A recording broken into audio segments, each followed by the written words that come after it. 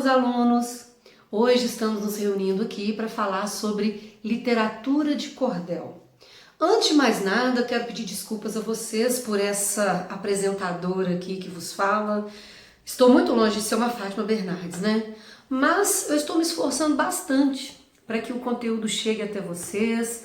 Por favor, não riem de mim, não façam memes, porque a intenção aqui é das melhores. Bom, como eu já disse para vocês, nós vamos falar sobre literatura de cordel.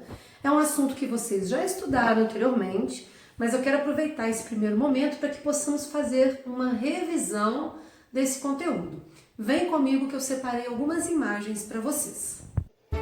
Então, a literatura de cordel, ela tornou-se uma tradicional forma de narrativa do Nordeste brasileiro. Por quê? Porque a literatura de cordel é uma propagadora das tradições dessa região brasileira. Agora, não só da região Nordeste, tá? Como também da região Norte. E a origem da nossa literatura de cordel tem origem lá nos trovadores medievais, na Renascença, que com a possibilidade de imprimir em grande escala, criaram não só os cordéis, como deram origem à imprensa. A nossa literatura de cordel tem origem lá em Portugal, com os trovadores medievais. Lá no século XII, século XIII, esses trovadores cantavam os poemas, espalhavam histórias para a população, a qual, em sua grande maioria, não era letrada. Com a criação de métodos de impressão em larga escala, possibilitou-se então a distribuição da palavra, que até então era apenas cantada. Só os trovadores medievais eram responsáveis pela propagação da poesia.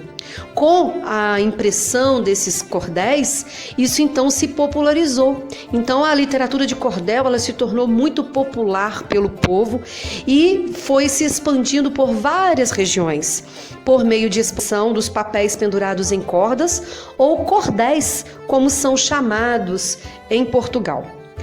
A literatura de cordel chegou ao Brasil então por meio dos nossos colonizadores.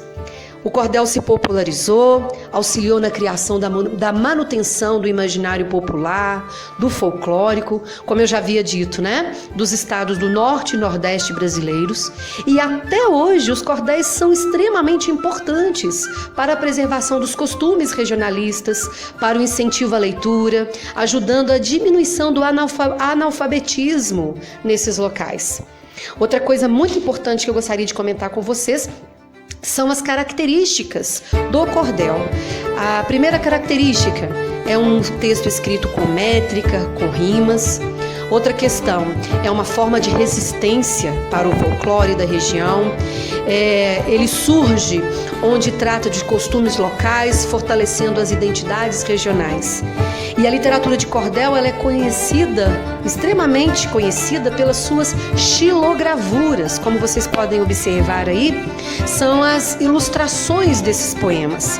A xilografia ela é feita a partir de uma técnica em que se faz um pedaço de madeira, ele é então talhado a partir com uma faca ou um canivete, que são bem amolados. Depois essa madeira recebe tinta preta e aí vira matriz para estampar os folhetos de literatura de cordel, não é? A literatura de cordel aqui no Brasil é um poema muito popular, originalmente oral, e depois foi impressa, né, nos folhetos rústicos e expostos para venda, pendurados em cordas, por isso chamado de literatura de cordel. Aí a gente vê a imagem aí, o rapaz que casou à força, um cordel bastante conhecido aqui no Brasil. Mais pra frente eu posso contar um pouco sobre a história disso para vocês. E aí a gente vê então um outro exemplo da xilogravura. É esse tipo de imagem, tá?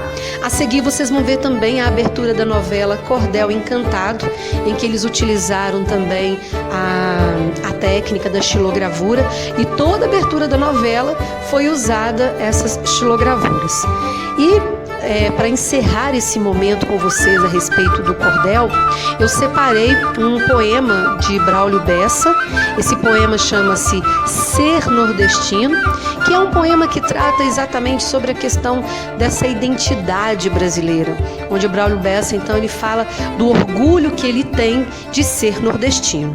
E ele diz assim: sou o gibão do vaqueiro, sou cuscuz, sou rapadura, sou vida difícil e dura, sou nordeste brasileiro, sou cantador, violeiro, sou alegria ao chover, sou doutor sem saber ler, sou rico sem ser granfino. Quanto mais sou nordestino, mais tenho orgulho de ser da minha cabeça chata, do meu sotaque arrastado, do nosso solo rachado, dessa gente maltratada. Quase sempre injustiçada, acostumada a sofrer. Mas mesmo nesse padecer, eu sou feliz desde menino.